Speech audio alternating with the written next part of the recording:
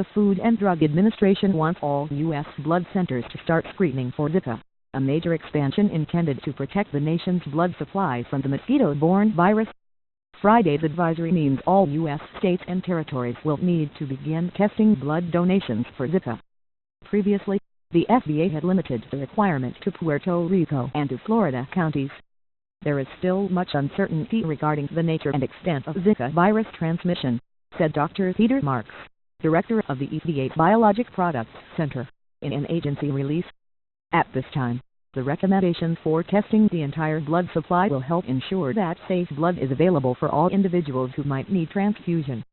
Blood collection sites already test donations for HIV, hepatitis, West Nile virus and other blood-borne viruses. FDA officials said Zika testing is already underway in Puerto Rico and parts of Florida, where it has shown to be beneficial in identifying donations infected with Zika virus. The FDA has authorized use of two experimental blood screening tests for Zika, one made by Roche and another from Hologic Incorporated. Several testing sites are already voluntarily using the technology, including blood centers in Texas. The cost of adding Zika testing to the blood screening process is less than $10, according to officials at South Texas Blood and Tissue Center.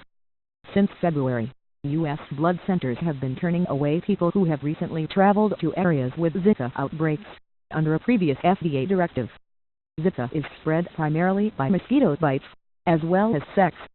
There have been cases of Zika transmission through blood transfusion in Brazil.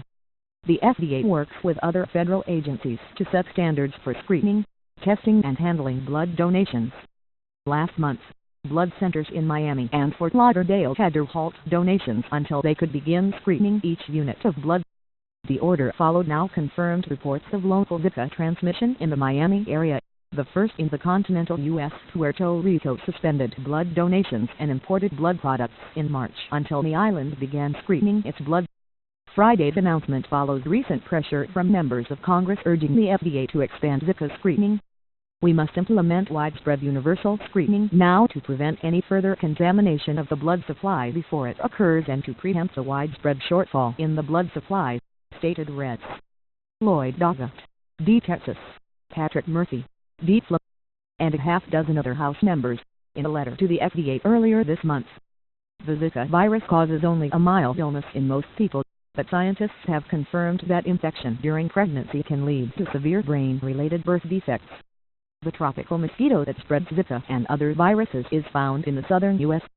While health officials have predicted that mosquitoes in the continental U.S. would begin spreading Zika this summer, they also have said they expect only isolated clusters of infections and not widespread outbreaks. So far, there have been about 40 cases of homegrown Zika in Florida,